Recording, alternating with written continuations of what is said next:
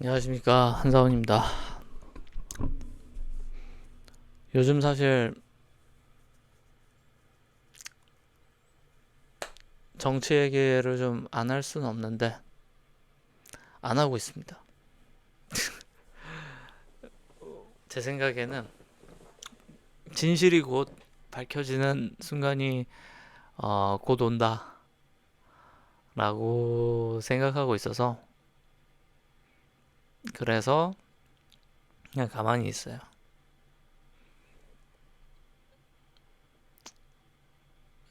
근데 제가 말씀드릴 수 있는 게 저는 제일 싫어하는 게 속이는 겁니다. 속임 당하는 걸 싫어해요. 속임 당하는 걸 굉장히 싫어해서 지금 수년째 우리 중국 친구들 여론 조작한 놈들을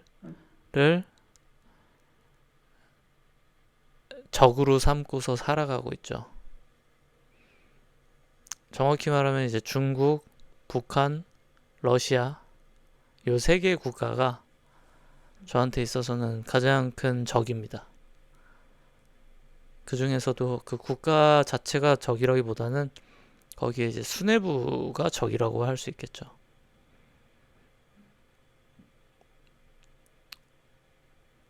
근데 하고 싶은 말은 많은데 뭐 해봤자 의미도 없고 저는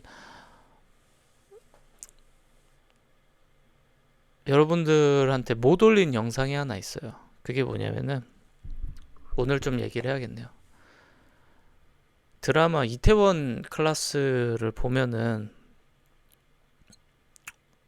박세로이는 다들 아실 거예요. 그 드라마를 안 보셨더라도 안 보신 분들을 위해서 간단히 설명드리면 박세로이가 이 장가라는 큰 굴지의 그 요식업에서 일황 자리에 있는 기업의 회장님이 아들로 있는 회장님의 아들이 다니는 학교에 이제 들어가게 됩니다. 근데 이 회장 아들내미가 아주 인성이 파탄난 놈이에요. 그래서 애들을 막 괴롭히고 있었어요. 근데 이 정의로운 박세로이라는 친구는 이 회장 아들이 애들 때리고 괴롭히는 걸 보고 열받아서 싸우지 마라, 괴롭히지 마라, 뭐 그럽니다. 그러니까 열받은 거죠. 그 회장 아들내미가. 그래서 어떻게 하다 보니까 그 박세로이의 아버지를 죽이게 됩니다. 뺑소니를 해요.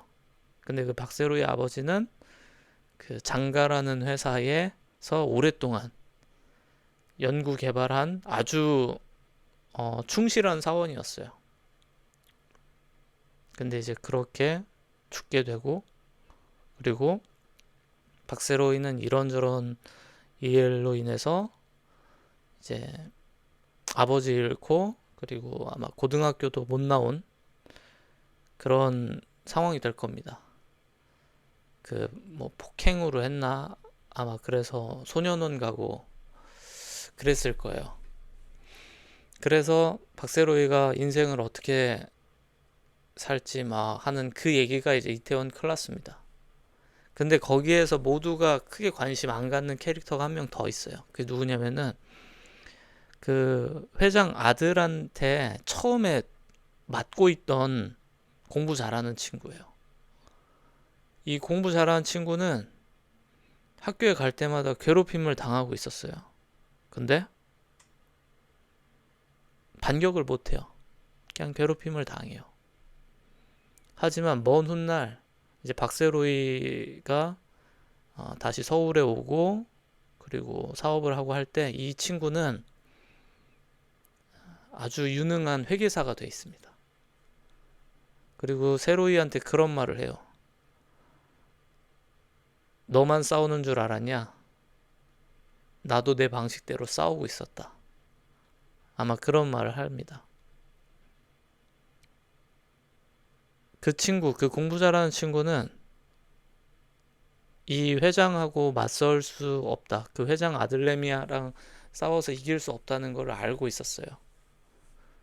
지금 만약에 뭐 힘을 키워서 걔랑 싸워가지고 이길 수도 있겠죠. 근데 싸워서 이겼는데 걔가 무슨 짓을 할지 모르는 미친놈이니까 열받으면 뭐 친구 아버지도 막 차로 치워버리는데, 그러니까 싸움을 철저히 아주 오랫동안 준비한 거예요. 아주 오랫동안. 그래서 시간이 한참 지나서 이제 박세로이가 여러 가지 곤경에 처할 때 그 친구가 어, 꽤 많은 도움을 줍니다. 그 뭐 회사 만드는 과정이나 뭐 투자자 뭐 모으는 과정이나. 제가 이 얘기를 왜 하냐면은 제가 느끼는 이 세 개의 국가가 딱 그런 느낌이에요. 완전 깡패 쓰레기 국가들이죠. 근데 그들을 상대를 할 때 상대할 힘이 없어요. 우리나라 사람들이 요즘 뭐 간첩이니 아니면 뭐 부정선거니 계엄 뭐 온갖 얘기들이 막 나오고 그러는데, 그리고 근데 저는 거기에 대해서 어떤 의견을 말하고 싶은 게 아니라, 그게 설령 사실이라고 해도 그게 전부 다 사실이라고 해봅시다. 그게 정말로 다 사실이어서 뭐 어떤 당은 완전히 그냥 중국한테 다 넘어가 있고 간첩이 너무너무 많고, 그 상황에서 공개적으로 전투를 치르는 게 사실은 위협적이지 않을 수 있어요. 왜? 상대편이 상대편 플레이를 다 지금 보고 있는 상태거든요. 다 보고 있기 때문에, 다 노출되어 있기 때문에 무슨 플레이를 하는지 대응이 가능해요. 물론 그런 운동들을 폄하하는 건 아닙니다. 근데 중요한 게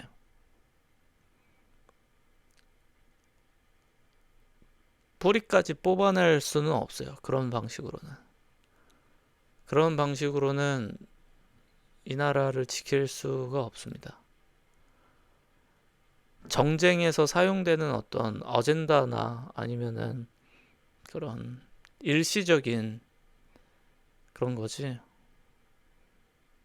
근본적으로 무너뜨리지 않는 한 이 짓은 계속 될 거예요.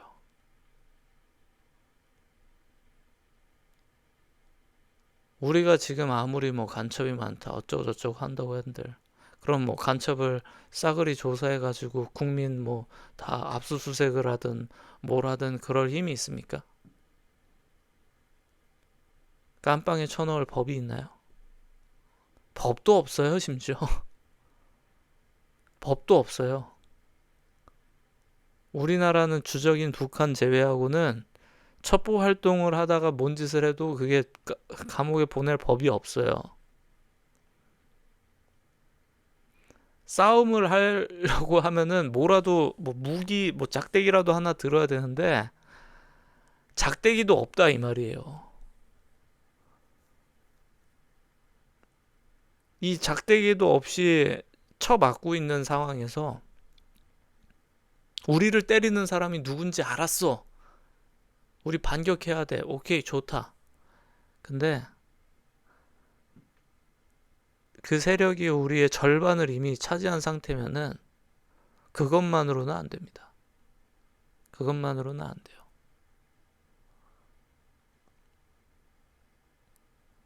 방어가 아니라 공격이 필요해요. 근데 우리는 우리를 지키려고만 하죠. 지키려고만 하니까 이 사단이 나는 겁니다. 우리나라 이제 블랙 유언들, 휴민트들 엄청나게 많은 사람이 지금 북한에서 사살당했죠.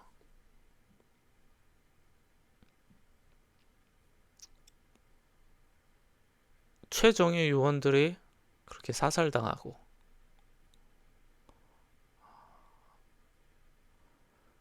전 세계에서 가장 유례가 없을 정도로 최악의 국가가 북한입니다.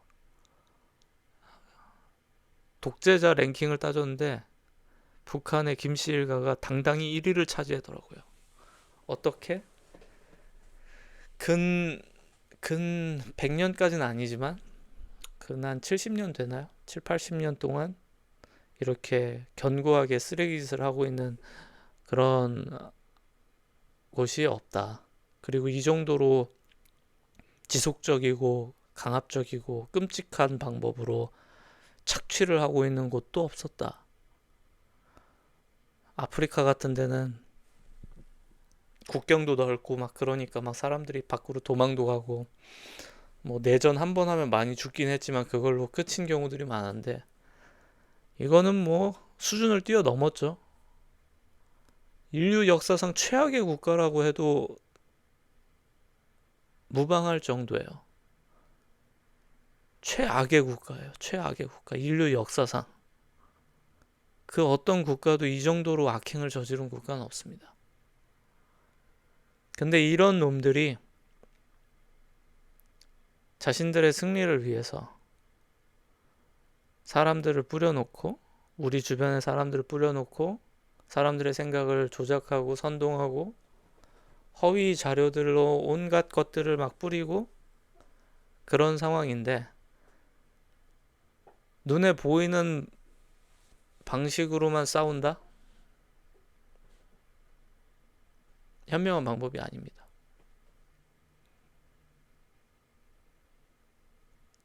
이미 지고 있었어요. 수년째. 지고 있었으니까 이 모양까지 왔던 거고. 제가 계엄령이 딱 떨어졌을 때 라이브 방송을 했는데 저는 굉장히 그 중국과 이쪽에 대해서 아주 부정적이지만 계엄령을 안 좋게 생각했어요. 왜냐? 오히려 반격할 기회를 줄 수 있거든요. 죽이 되든 밥이 되든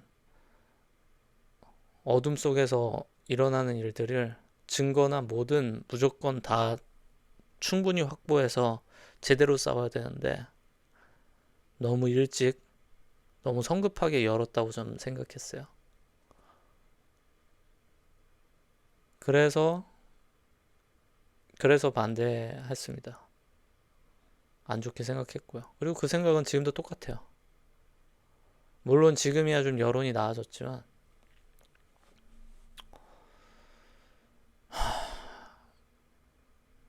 마치 이런 겁니다.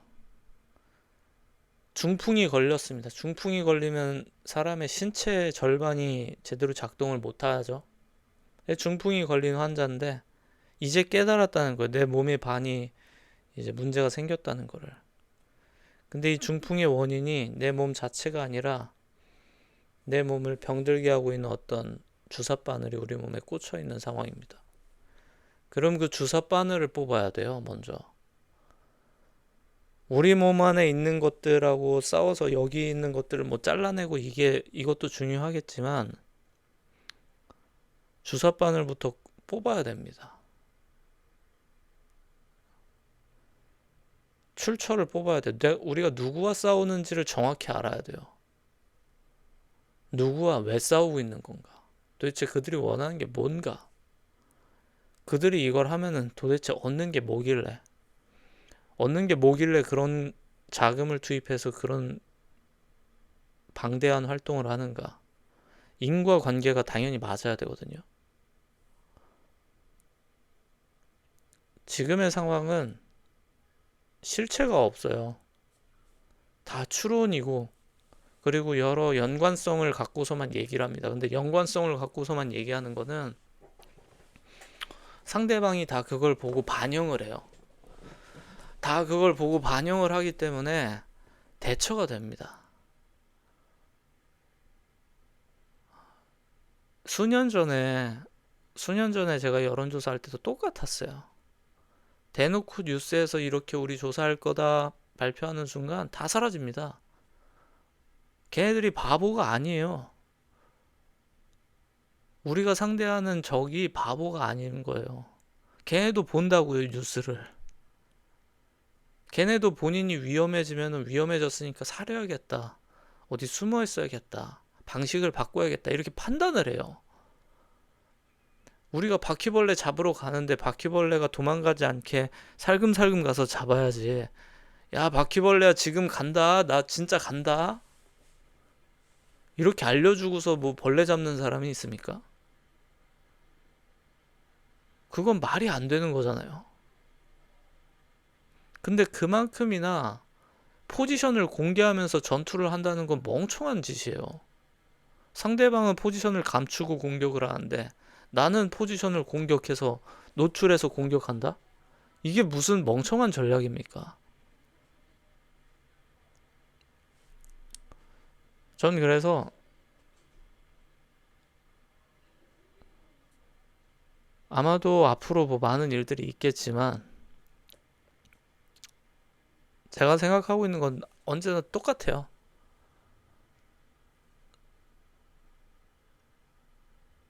천벌을 받아야 될 사람은 천벌을 받아야 된다. 그리고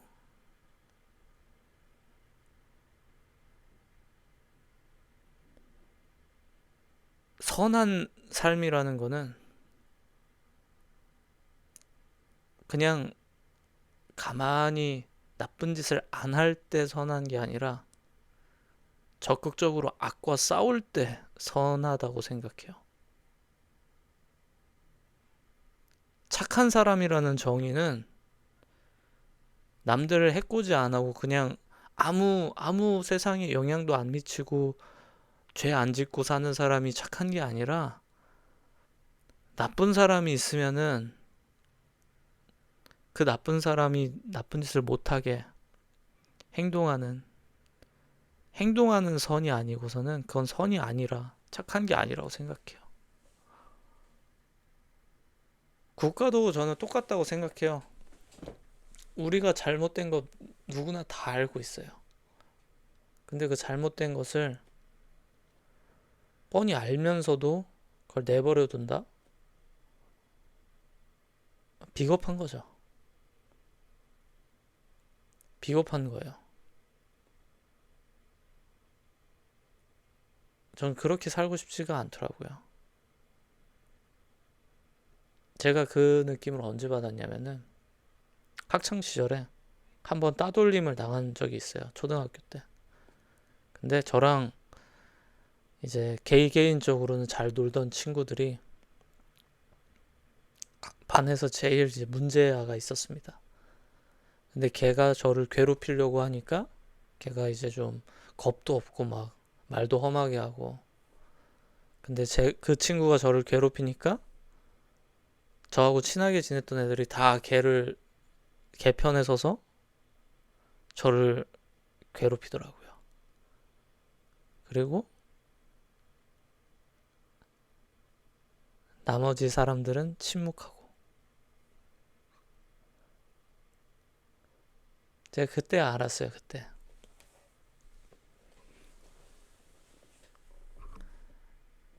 제 친구 중에도 옆에 있는 사람이 뭔 짓을 하던, 세상이 뭔 짓을 되던, 뭐, 상관 안 하는 친구가 한 명 있습니다. 근데 이 친구도 학창 시절에 그런 경험을 했어요. 괴롭힘을 당하고, 막 모욕적인 말을 들어도 주변의 사람들이 모두 그 친구를 도와준 사람이 단 한 명도 없었어요. 모두 다 그냥 관조한 거죠. 나만 아니면 돼 하면서. 그래서 본인이 그런 괴로운 시절을 보냈으면서도 이제 타인에 대해서 악을 저지르는 거는 그냥 똑같이 보고 있습니다. 저는 그런 모습이 전혀 성장하지 못한 인간이라고 생각해요. 자신이 어떤 경험을 통해서 고통을 느꼈고 부조리함을 느꼈는데 그거를 똑같이 방관하거나 내가 이제 그 상황이 아니니까 상관없다라는 식의 마인드는 사람을 굉장히 비겁하게 만듭니다. 그래서 저는 비겁하지 않게 살고 싶은데, 그래서 찾다 보니까 어쩌다 보니까 제일 큰 국가들이 제 마음에 적이 됐네요. 그리고 그 적이 됐고,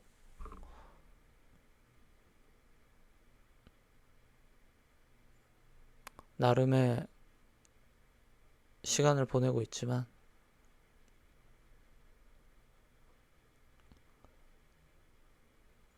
원래 눈에 보이는 거 말고도 눈에 안 보이는 싸움이 진짜라고 생각합니다. 아무리 사람들이 많은 것을 역사에 기록하고 영상에 담고 사진을 찍고 뭐 하겠지만, 아마도 정말로 위대한 순간들은 기록에 담겨 있지 않을 거예요.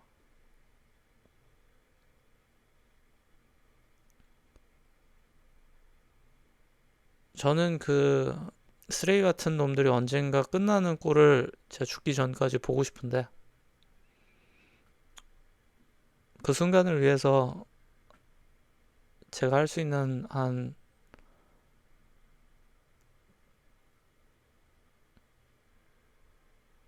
제가 갖고 있는 뭐 지식이나 경험이나 아니면 도구나 이런 걸로 저만의 싸움을 하고 있을 것 같아요. 정확히는 저 혼자만의 싸움은 아니죠. 우리의 싸움이죠.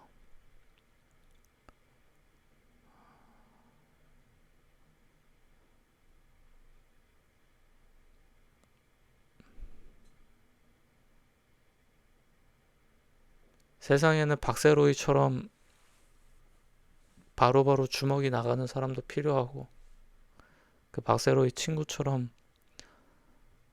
10년, 20년 동안 싸움을 준비하는 사람도 필요하다고 생각해요.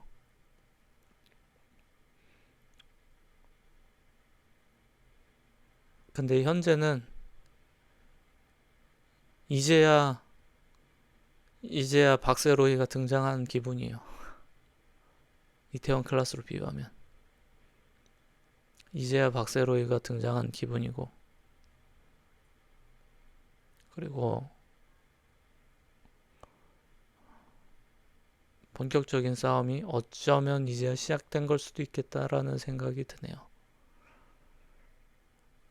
저는 우리나라가 되게 역사에 대해서 문화 컨텐츠가 많이 만들어지잖아요. 역사적 사건에 대해서. 근데 재밌게도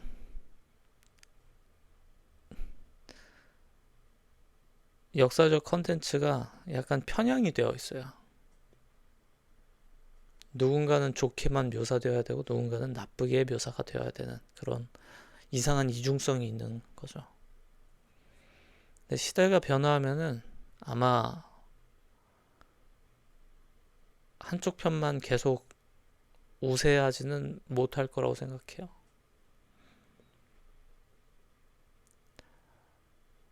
우리 몸의 반쪽이 누군가의 주사를 맞고서 그 주사로 리드를 가져갔었던 것 같은데, 이제 반대편에도 주사를 딱 꽂아주는 그런 존재들이 이제 생길 겁니다. 그리고 힘의 균형이 좀 맞아가면은 폐악질도 이제 멈추게 되겠죠.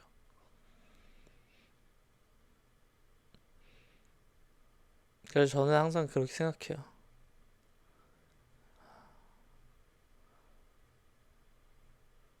원인을 찾지 못했으니 고통받아도 싸다. 원인을 못 찾았는데 무슨 병에 걸렸는지도 모르는데 치료를 어떻게 하냐. 그게 딱 우리가 놓인 상황이고요. 그리고 이거는 단순한 병이 아니라 적이기 때문에 적을 상대하기 위해서는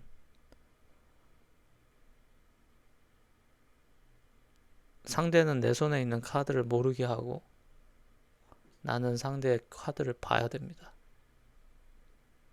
그래야 승리를 할 수가 있어요.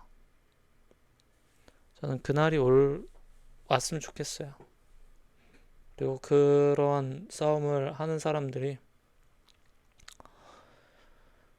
계속 늘어갈 거라고 생각합니다.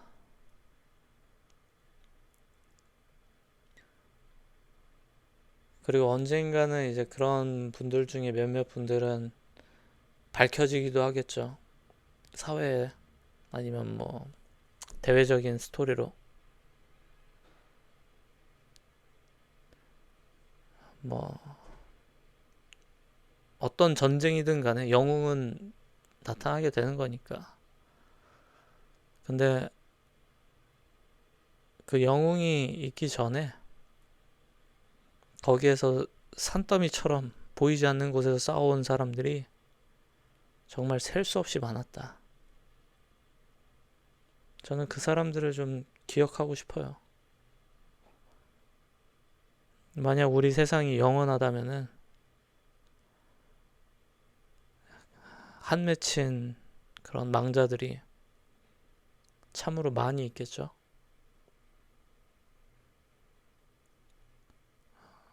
그래서 저는 그런 마음을 품고 살고 있습니다.